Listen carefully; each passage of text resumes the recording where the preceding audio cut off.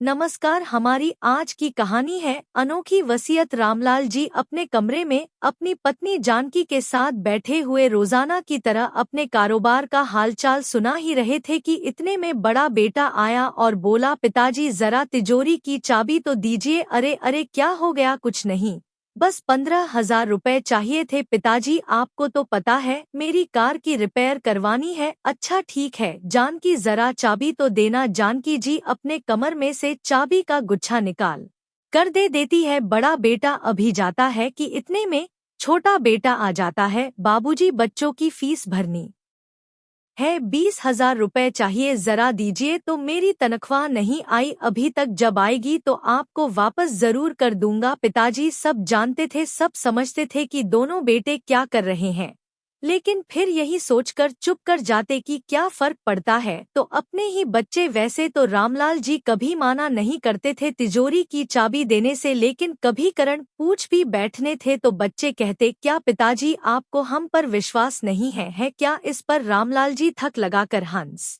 देते। जानकी जी हमेशा उन्हें टोपी की बच्चों पर सब कुछ मत लौट आओ, परंतु रामलाल जी नहीं मानते। अरे जानकी, तुम तो जानती हो मेरे बच्चे मेरी जान है, लेकिन जी अपने बुढ़ापे के लिए भी तो। अरे भाग्यवान, बुढ़ापे की चिंता तू मत कर, अपने दोनों बेटे बड़े होनहार हैं, बहुत प्यार करते हैं हमसे। जो संस्कार हमने अपने बच्चों को दिए हैं उनके रहते हमें कभी कोई दिक्कतें ही नहीं। शक्ति जानकी जी चुप कर जाती, लेकिन माँ ही माँ में कहानी ना कहानी विचार तो चलते ही रहते थे। सोचा के जमाने में अपने लिए कुछ ना कुछ अवश्य बच्चा कर रखना चाहिए। बेटे तो अपने हैं, लेकिन बहुएं वो तो पराई घर से आई हैं, और वैसे आपसे ज्यादा मैं अपनी बहू को अच्छे से जानती हूँ।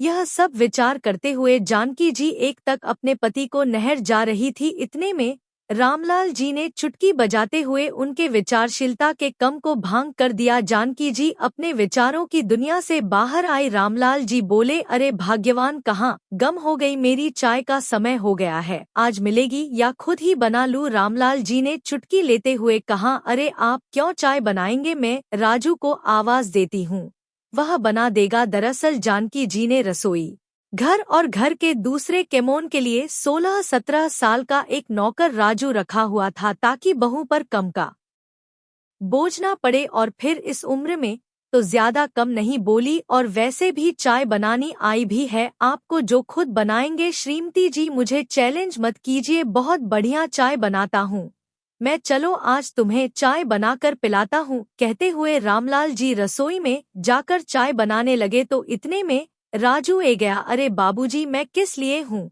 मैं चाय बनाता हूँ।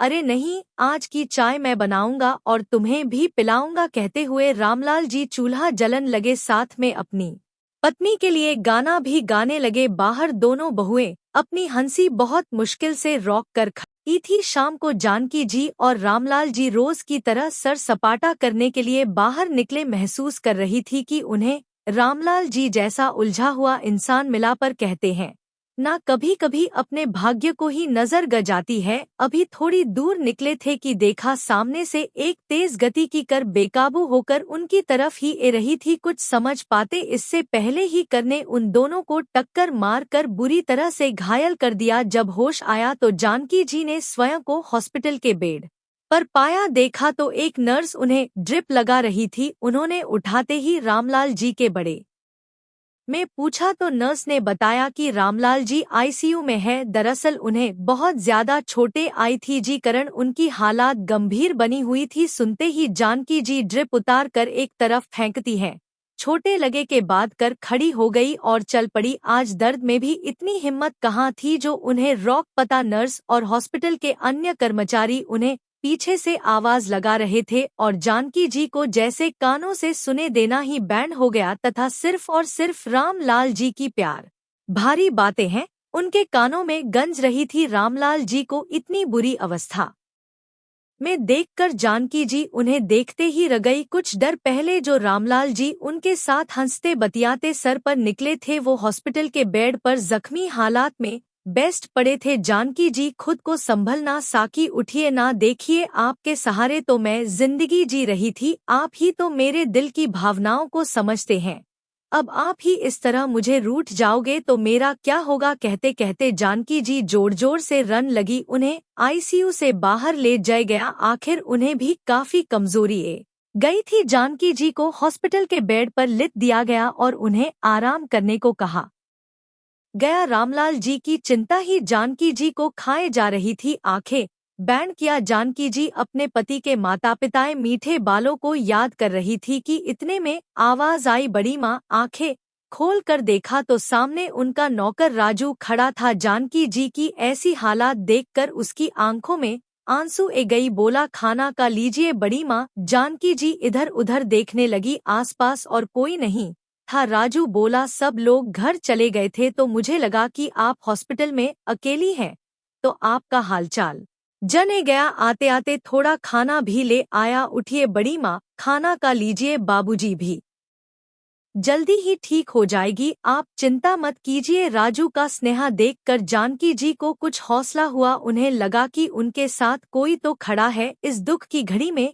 इतने में नर्स अंदर आई, बोली, जानकी जी आपके पति को होश आ गया है। राजू उन्हें रामलाल जी के पास ले गया। रामलाल जी होश में तो थे परंतु अपने हाथ पर नहीं हिलका रहे थे। यह देखकर जानकी जी दर्द और चिंता से भर गई, लेकिन अपने पति के सामने कमजोर नहीं पड़ना चाहती थी, इसलिए तुरंत अपनी पीड़ा अपने आंखों में समेटकर रामलाल जी की ओर देखकर मुस्कुराए और बोली, भगवान का शुक्र है आप ठीक हैं।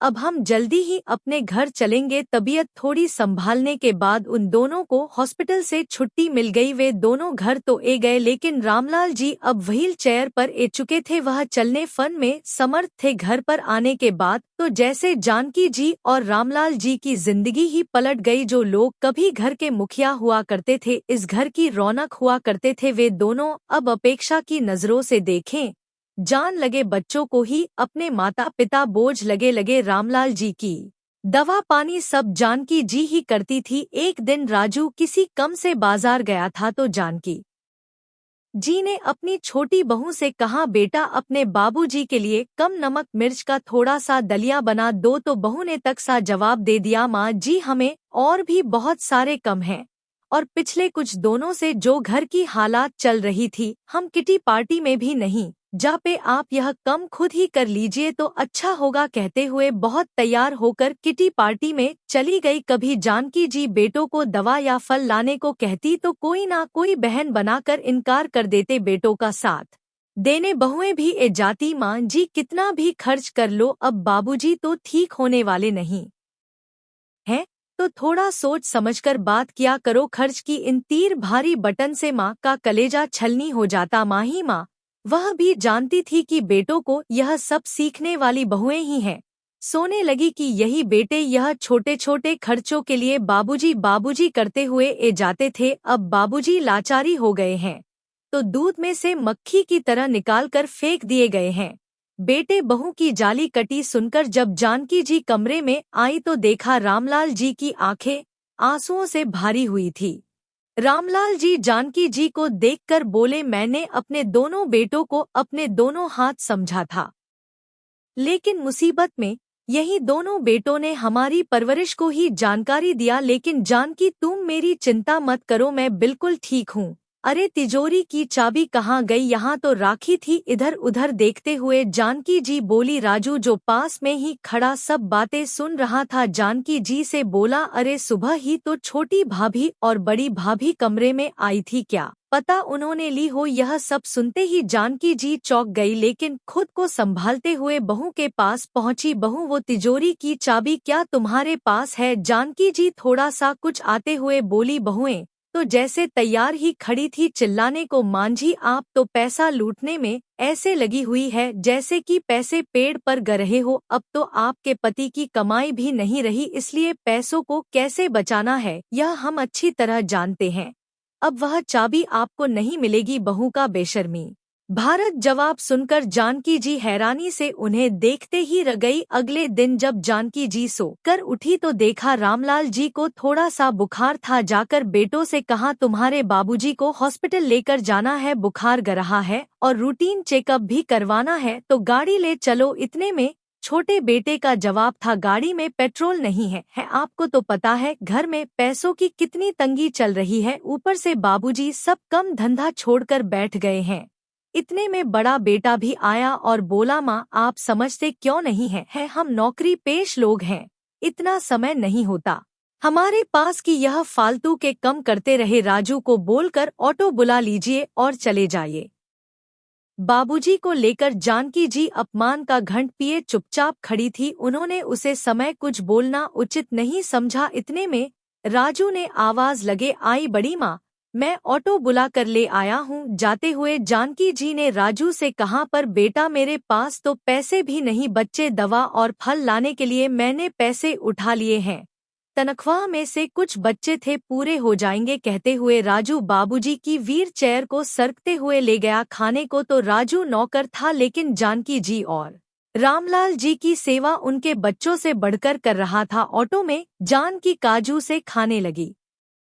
मुसीबत में जब अपनों ने ही पल्ला झाड़ लिया, तब तूने अपनों से भी ज्यादा ख्याल रखा है हमारा। तब राजू बोला, बड़ी माँ मेरे बचपन से ही माँ बाप नहीं थे, मेरी दादी ने ही पाल पोष कर मुझे बड़ा किया है, अब वह भी चलवासी। मुझे तो आप दोनों में ही माता पिता की परछाई नजर आई है। राजू की आंखें सजल हो उठी। हॉस्पिटल में डॉक्टर ने रामलाल जी के लिए कुछ खास डाइट और एक्सरसाइज बताई। राजू ने सब अच्छे से समझ लिया। वापस घर आते हुए रास्ते में ऑटो रुकवाकर राजू दवाइयाँ, फल और जरूरी सामान ले आया। राजू ने उनके खाने पीने का खास ध्यान रखा। कुछ ही दोनों में बाबूजी भी ठीक होने लगे। जब तबीयत थोड़ी अच्छी हुई तो एक दिन बाबूजी ने दोनों बेटों को हॉल में बुलाया। क्या बाबूजी, आपको तो कोई कम धंधा है नहीं, और आप सर दिन हमें भी परेशान किया कर सकते हैं। दोनों बेटे चिल्लाते हुए अपने अपने कमरे से बाहर आए। सामने देखा तो चौंक गए। सामने सोफे पर माँ बाबूजी के साथ दो अनजान शख्स बैठे थे और रामलाल जी के चेहरे पर गजब का आत्मविश्वास झलक रहा था। तुम लोगों को शायद नहीं पता, आज हमारी श्रीमती जी का जन्मदिन है, इस अवसर पर यह सर इंतजाम किया है आज हमने, कहते हुए रामलाल जी ने जानकी जी के साथ केक काटा। जानकी जी को एक गिफ्ट पैक उठाकर देते हुए बोले, यह लीजिए श्रीमती जी, आपके लिए अपने पसंद की महंगे वाली सिल्क की साड़ी लाया हूँ। दोनों बहू के मुंह खुला के खुला रह गए। क्या हुआ, हैरान हो गए कि इस लाचारी निठल्ले बूढ़े के पास इतने पैसे कहाँ से ए गए। चलो आज आप लोगों को भी सरप्राइज किया देता हूँ। रामलाल जी ने अपने साथ खड़े दोनों व्यक्तियों का परिचय दिया। यह मेरे वकील दोस्त है दामोदर जी, जिन्हें मैंने वसीयत का बंटवारा करने के लिए बुलाया है, और यह दीनदयाल जी, जिन्हें मैंने ये मकान 1,20,00,000 रुपए में बेच दिया है। इतना खाने की डर थी कि बेटों और बहू के सर पर तो जैसे आसमान टूट पड़ा। लेकिन बाबूजी, आप बिना हमारी राजा मंडी के ऐसा कैसे? मेरी बात अभी खत्म नहीं हुई। रामलाल जी आज बोलते ही जा रहे थे और किसी की हिम्मत नहीं थी आज उन्हें रोकने की। रामलाल जी ने वकील साहब को वसीयत पढ़कर सुनने को कहा। उसमें लिखा था, मैं अपनी दुकान से अपने बेटों और बहू को बेदखल करता हूँ, उसे पर आज से राजू का हक होगा, वही अब मेरा कारोबार संभालेगा। इस मकान को बेचे से जो पैसा आएगा उसका आधा हिस्सा मैं अपने पोट पोती के नाम पर जमा करवा दूंगा, जो कि उनके व्यस्त होने के बाद उन्हें मिल जाएगा, और बाकी की आधी रकम में से एक छोटा सा मकान खरीद रहा हूँ,